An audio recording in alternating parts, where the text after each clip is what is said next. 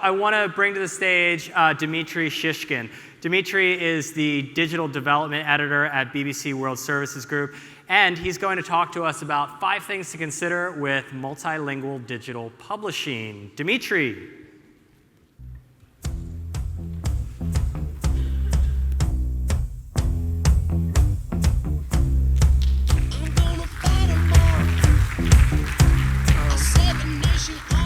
Thank you very much.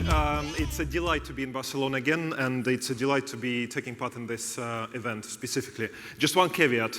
My job is called Digital Development Editor, but I'm not editing anything at the moment. I'm not developing anything. I can't code, and my job basically is to look after all of these guys who edit their own websites.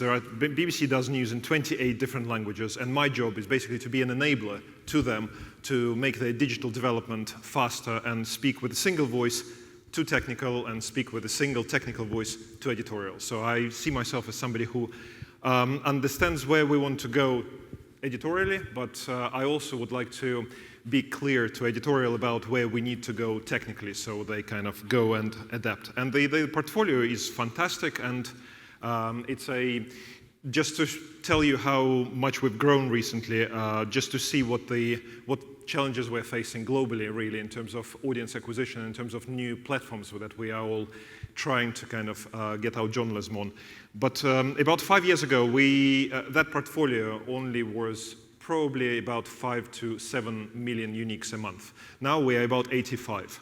And obviously, you know, there are really big ones, there are really small ones. All that unites them is reporting on global news stories for their audiences, but how we do it differently depending on which market we are at. And my talk is about just basically 4 or 5 things which I learned in case you are interested in how you want to scale your businesses and your journalism across the world. This is the most important thing which we all think about. Obviously, the people go from desktop to mobile, they then go and will do probably virtual reality in 2 or 3 years' time, who knows. But what we definitely want to pay attention to is mobile phones, and actually not even smartphones, but feature phones or very cheap smartphones which invade Africa, Asia, which cost under $100 and which enable people to go to the internet. I think this slide comes from Quartz, and Quartz are one of those great publishers that actually take this topic about reaching next billion people on digital platforms really seriously, and they write a lot about it. And what they once did is that they realized, having done some research in Africa, that a lot of people think that they more people in Africa access Facebook than they think that they access internet. So for a lot of people in Africa, for example, accessing Facebook means accessing internet. So hence all your wonderful ideas like internet.org or, you know, big flying balloons over Asia somewhere by Google, which is just another fascinating project which Google is involved in. We obviously have started talking about mobile-first approach when this term hasn't even become really mainstream for our sector. So if you take Nigeria, for example, they jumped from radio news consumption to mobile news consumption, completely avoiding desktop news consumption, completely. So this chart basically describes how BBC's foreign services have grown on mobile phones since between 2012 and 2015. So we are growing really fast, and we are trying to figure out how to adapt our journalism to suit those platforms really well. And actually it is quite hard, and sometimes you start with approaching a big newsroom and all you do is you take their desktop screen, monitor, and just turn it around into that sort of form. Instead of vertical, you go horizontal, just to make sure that people actually look at the website which they're editing the way their audience looks at it. So it's quite important. Out of the portfolio of about 85 million people we're reaching, roughly about 66–67% are currently on mobile, and we're only expecting that number to grow. Another thing which we really are proud about, but somewhat concerned, is our social referrals. Our social referrals are quite good, I would say. I think 10+ sites get about 50% of their traffic from social, but at the same time, the appearance of instant articles by Facebook and then also Google and Twitter going into roughly the same direction also worries me a little bit, because I think what if we are not part of that? And for all sorts of reasons, we're really careful about just evaluating the situation. But we're thinking, Azeri website, 76% coming from social, and that's overwhelmingly Facebook. Hindi, 56% coming from social. So it's big numbers we're talking about. So that finding the right balance between being on a platform and actually getting people back to your site, it's quite an interesting argument to have. Another thing is that I think we probably have become the first major news brand which introduced the job of chat apps editor about a year and a half ago or so. And this person, the wonderful colleague of mine who just recently have won an award together as part of the big team together with BBC Africa for WhatsApp Ebola service. We launched our service for Ebola hit countries about, 2 years ago, something like that, maybe 1.5. And it was a really good thing to be involved with. But the point I'm making is that chat apps are extremely complex ecosystem, unlike, say, Facebook or Twitter or Instagram, because chat apps are different, and depending on different markets, you need to have diversified strategy to actually get your content across. And we are trying really hard just to understand what exactly we can do with some chat apps which don't want to become broadcasting platforms, and some chat apps which are actually encouraging brands to come over. Another thing which I'm thinking every day is data. And to be honest with you, I come from, I used to be a radio editor and radio correspondent and presenter, and then I moved into video, and then I moved into online. And I see a lot of people who are yet to be convinced that data is something that they need to be really paying attention to. And I'm talking editors every morning, and you really need to start paying attention to whatever is happening, not only across the last month, across the last day, but actually instantaneously right now. So we do a lot of data exercises with people, and we really try to make sure that people think about data every time. Well, look at this slide, for example. So we're doing a lot of content analysis, and we're trying to figure out what services or what our websites or our portfolio should be doing more of or should be doing less of. This is kind of a slide to demonstrate you. This is a correlation between the red line is number of stories written, and the bars are different categories. So it's a very simple and effective slide to show editors that sometimes, perhaps, the way they think about what they commission is wrong.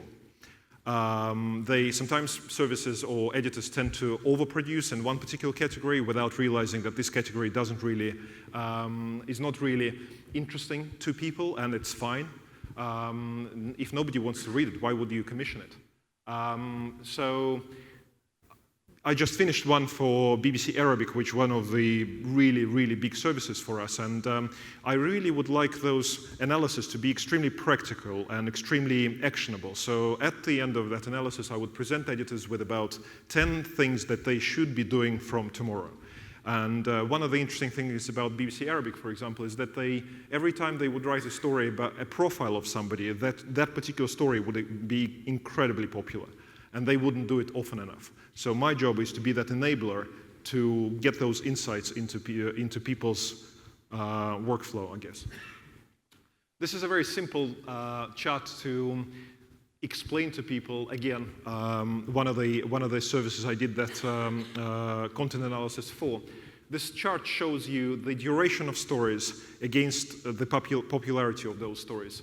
And this is where one of the most widespread misconceptions of mobile-first approach is, that people think that mobile means short.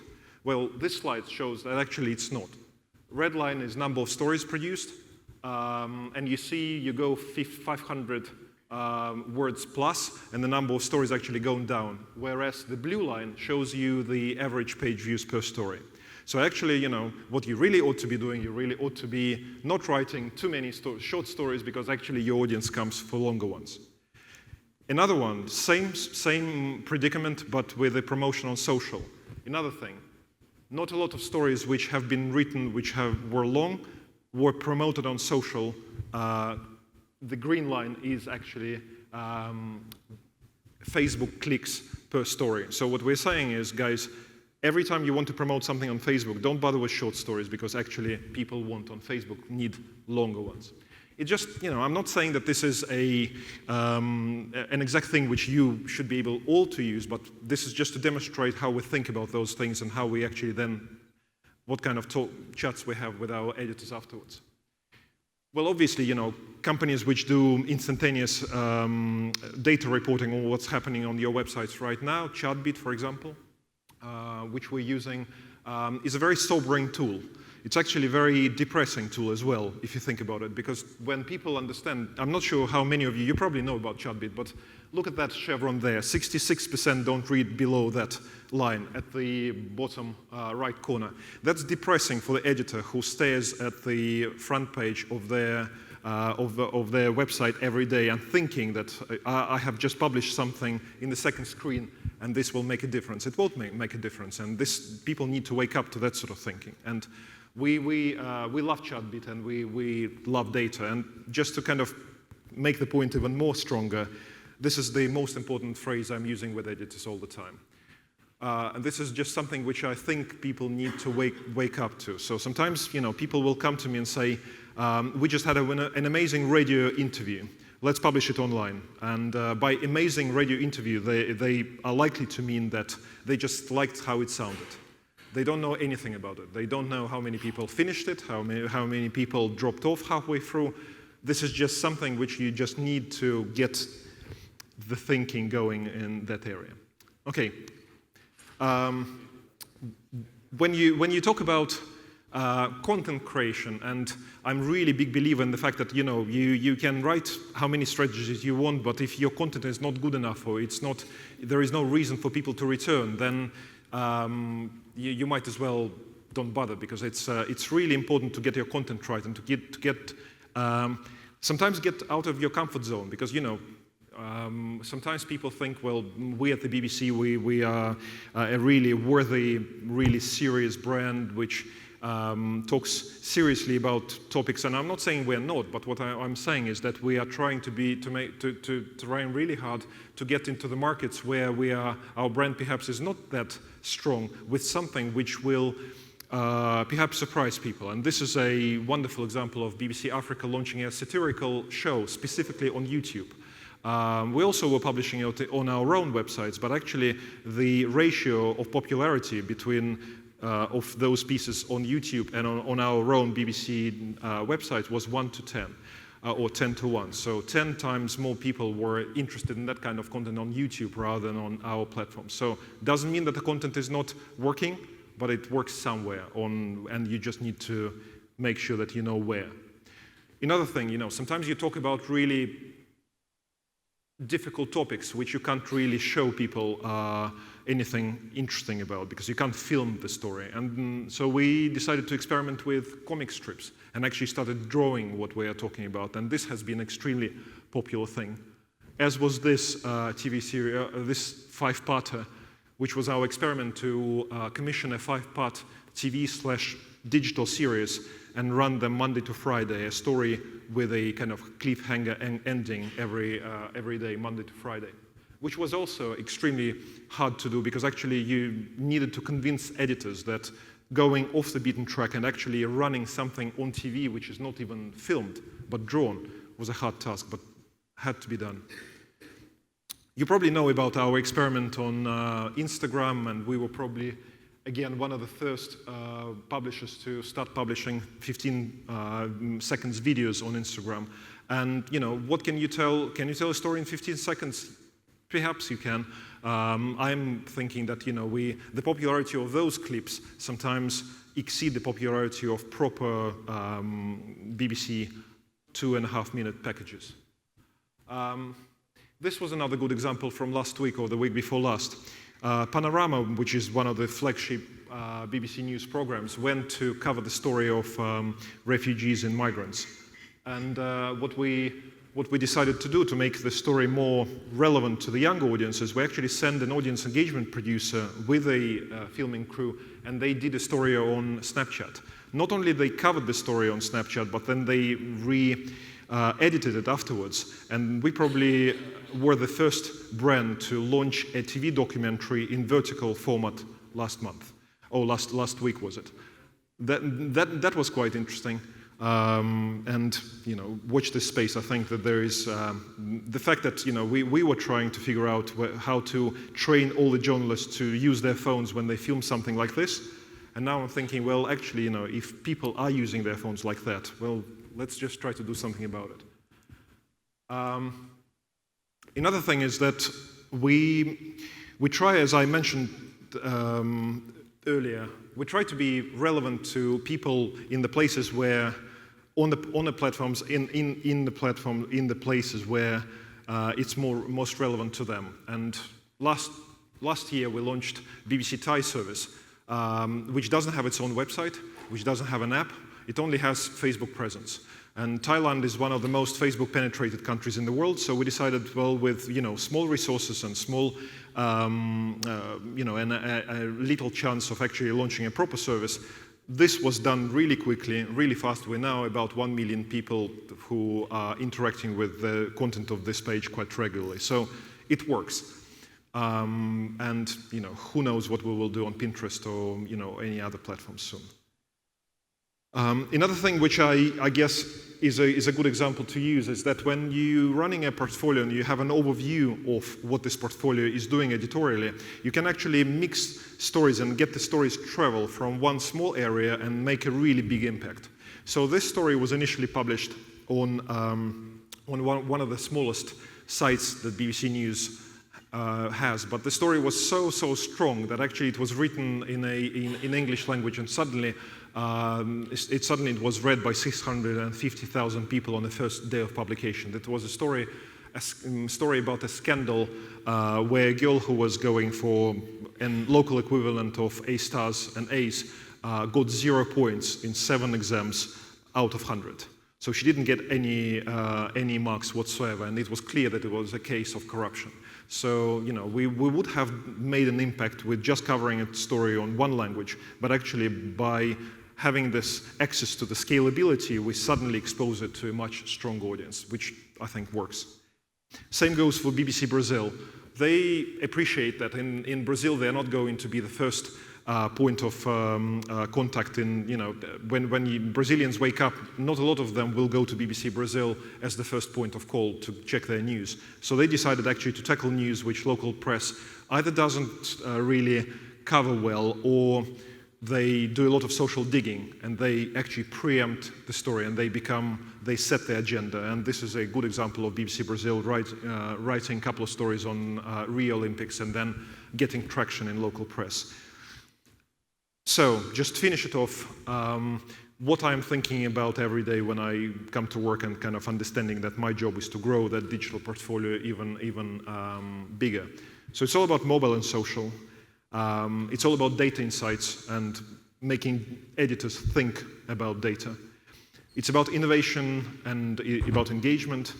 But crucially, I think it's about also an appreciation that you should be failing. Because if you don't fail on digital, then you're not getting things right. We are an organization which has been doing TV for God knows how many years, 80 or something, or 90 now. Radio for roughly the same time, then online for about 20, and then mobile it's a very, very new area. We don't really know yet what works, what doesn't, but we try and fail, and we give people space to innovate. So try, measure, and try again. That's it. Thank you very much. And Brian. Awesome. Thank you, Dmitry. We have time for hold on. We have time for a question. Anyone have a question? We have a couple of microphones. I want to start off, one of the things you talk about failure. Everyone always talks about failure. So give us an example of a recent mess up.